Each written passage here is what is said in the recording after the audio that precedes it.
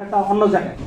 কিন্তু আসলে আগেকার তো অনেক মানুষ দীর্ঘজীবী ছিলেন, দীর্ঘায়ু ছিলেন, তাদের বিভিন্ন ফুড হ্যাবিটের কারণে, ওনাদের কাজের যে পরিশ্রম ওনারা করতেন সেই সমস্ত কারণে। এখন তো এনভায়রনমেন্টাল ইম্প্যাক্ট ছিল।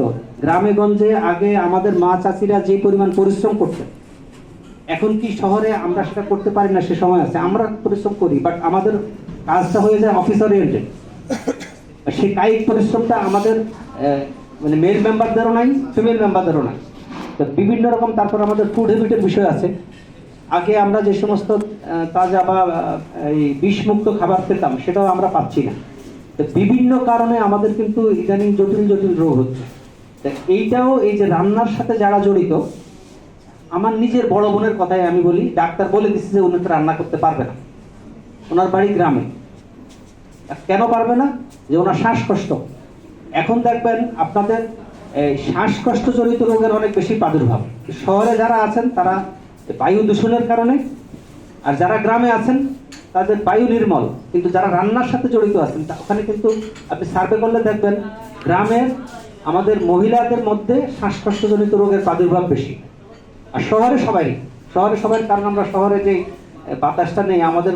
এখন দেখেন টিভিতে বিভিন্ন চ্যানেলে দেয় প্রতিদিন কোন শহরের বায়ুর মান কত। আমাদের বাংলাদেশের কয়েকটা চ্যানেলে এটা শুরু করেছে, এবং সেটা শীতকালে আমাদের আরো বেশি অবস্থা খারাপ থাকে। তো যাই হোক, এই সমস্ত কারণে এই জায়গা থেকে আমাদেরকে আস্তে আস্তে সরে আসতে হবে। এবং এই সরে আসার প্রথম যে বাধা, সেটা ওই যে ওনারা উল্লেখ করেছেন আমাদের সার্ভেতে কিছু হলো।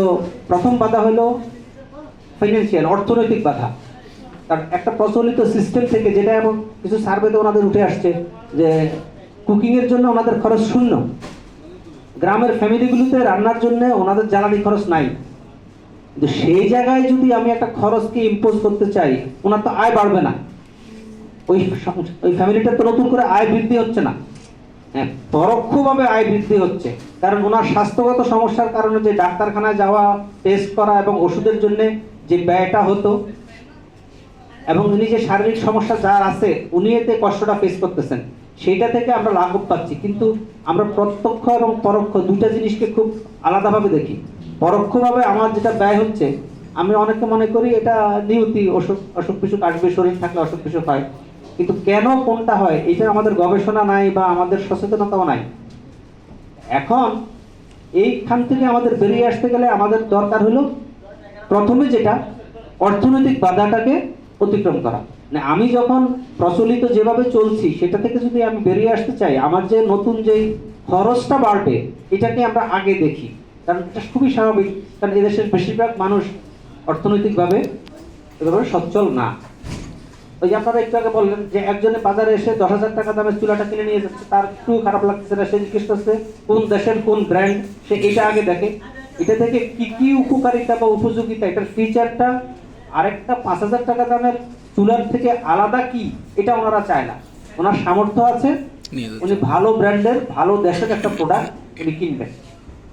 বাট আর এই বাজারেই তার অর্ধেক দামে হয়তো আরেকটা প্রোডাক্ট আছে, সেটার এরকম ভালো ব্র্যান্ড না, ভালো মেড ইন ওই রকম উল্লেখযোগ্য কোনো ওয়েস্টার্ন না, বা আমেরিকান না, ইউরোপিয়ান না, তখন উনি হয়তো ওইটা ব্যবহার করতে পছন্দ বোধ করেন না, কারণ ওনার সামর্থ্য আছে।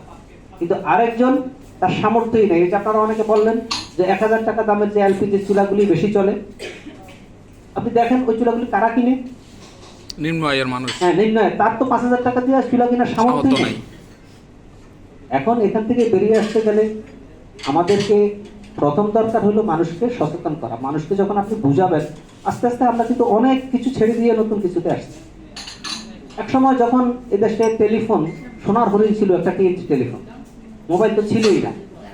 প্রথমে যখন টেলিফোন নামছে, আপনার উচ্চবিত্ত, মধ্যবিত্ত, নিম্নবিত্ত সবাই কিন্তু হুমড়ি খেয়ে পড়ছে একটা টেলিফোন সিম কিভাবে কিনা যায়। তখন সেট সহ সিম বিক্রি করতো, তাই না?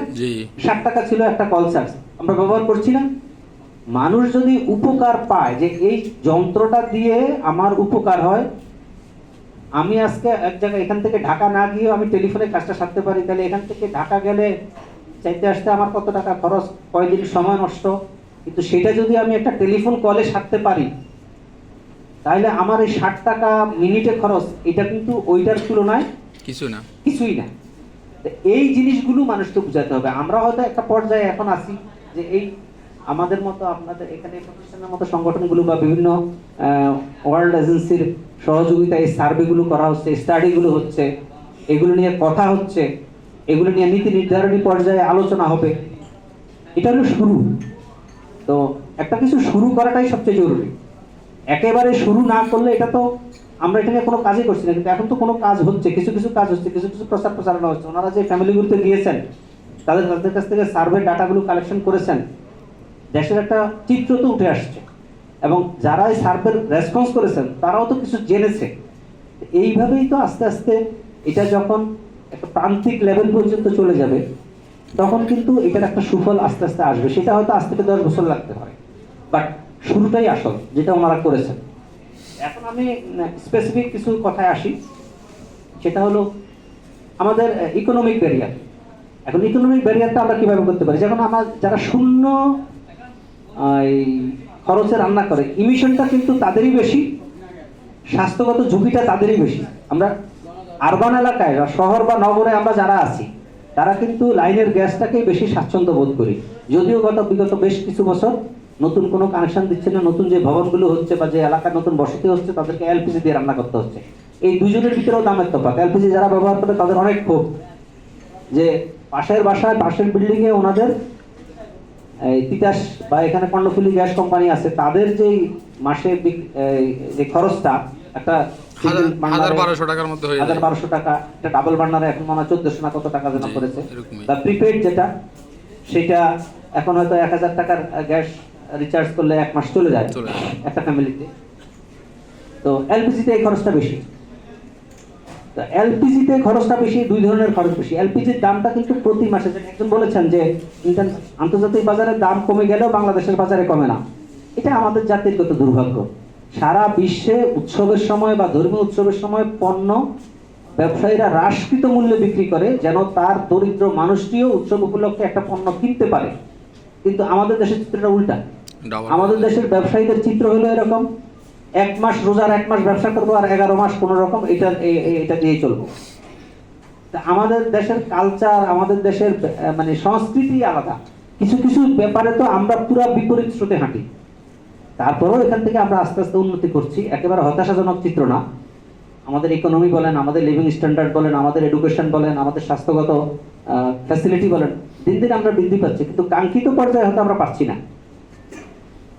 কাঙ্ক্ষিত পর্যায়ে কোনো কিছু পেতে গেলে, যে শুরুতেই বললাম যে এই ট্রানজিশনের জন্য আমাকে যে টাকা দরকার, রাষ্ট্রীয়ভাবে আমাকে যখন এই সমস্যাগুলো অ্যাড্রেস করবে, ওভারকাম করবে, সেখানে আমাদের বিনিয়োগ করতে হবে। বিনিয়োগ মানে টাকা। এখন টাকাটা কোত্থেকে আসবে? দেশীয় যে টাকা আছে সেটা দিয়ে তো আমি সবকিছু সমস্যার সমাধান করতে পারছি না। আবার দেশীয় আয় তো কিসের? এই stamp, Ford, VAT, tax, custom duty, ব্যক্তিগত আয়কর, এগুলো দিয়েই তো মানুষ, সরকার আয় করতেছে। এটা তো পর্যাপ্ত না। আপনারা জানেন যে বাংলাদেশে এই বাজেটের প্রতি বছর যে বাজেট ঘোষণা করা হয়, তার একটা বিরাট অঙ্ক থাকে বাজেট ঘাটতি। কেন ঘাটতি? আমি ব্যয় করবো এই বছর যত টাকা, তার আয়ের হিসাব করলে দেখা যায় তার অর্ধেক হয়েছে। তার বাকি অর্ধেক কোথেকে আসবে? বিভিন্ন সংস্থা থেকে ঋণ নিয়ে এটাকে মেকআপ করা হয়। ঋণের বোঝাও দিন দিন বাড়তেছে। যাই হোক, জাতীয় পর্যায়ের কথাগুলো আমি বলছি না। এখন আমাদেরকে এখানে বিনিয়োগ দরকার। এখন বিনিয়োগটা কে করবে? যার সামর্থ্য আছে, যিনি বাজার থেকে এসে চুলা কিনে নিয়ে যেতে পারেন। অনেকের বাসায় হাইব্রিড মডেল। হাইব্রিড বলতে এরকম যে তার বাসায় গ্যাসের লাইন আছে, বাট গ্যাস মাঝে মধ্যে ঘোষণা দেয় যে আগামী 2 দিন গ্যাস থাকবে না, 4 দিন গ্যাস থাকবে। সে কি করবে? তার সামর্থ্য আছে, সে ইলেকট্রিক্যাল অ্যাপ্লায়েন্সও কিনে রাখছে, যে গ্যাসের যেহেতু সস্তা, সুতরাং ওইটাই সবসময় ব্যবহার হবে। যখন ওইটার প্রেশার কমে যায় অনেক সময়, তাই না? অনেক সময় গ্যাস আছে কিন্তু প্রেশার এত কম যে আমি ঠিকমতো রান্না করতে পারছি না, তখন ওনার সামর্থ্য আছে, উনি ইলেকট্রিক্যাল অ্যাপ্লায়েন্সগুলো ব্যবহার করেন। এখন আমাদের সবার তো সেই সামর্থ্য নাই। এখন যেটা হচ্ছে যে এই ভর্তুকি মূল্যে জ্বালানি সরবরাহ, এটা করতে পারে সরকার। এলপিজিটা কারা ব্যবহার করছে? আপনি দেখেন আমাদের দেশের যত পার্সেন্ট মানুষ এই লাইনের গ্যাস বা তিতাস বা বিভিন্ন গ্যাসের কোম্পানিগুলো যেগুলো আছে, সেগুলো সরবরাহ সুবিধার ভিতরে আছে, এটা তো খুব কম সংখ্যক। এটা উল্লেখযোগ্য সংখ্যক না। উল্লেখযোগ্য সংখ্যক মানুষ ব্যবহার করে যে সমস্ত শহরগুলোতে, দেশের বিশেষ করে পশ্চিমাঞ্চল এবং দক্ষিণাঞ্চলের শহরগুলোতে, তারপরে গ্রামে যারা আছে বেশিরভাগ মানুষ, তারা তো এই সুবিধা থেকে বঞ্চিত। তাহলে কত পার্সেন্ট মানুষ এই সাবসিডাইজড গ্যাস, মানে আমাদের দেশের গ্যাসের মূল্য কিন্তু অ্যাকচুয়াল মূল্য না। এটা আমি সকালে ওনার সাথেও কথা বলেছি, অ্যাকচুয়াল মূল্য এটা না। অ্যাকচুয়াল মূল্যটা এখন টের পাচ্ছে, যেহেতু নিজের দেশের গ্যাসে হচ্ছে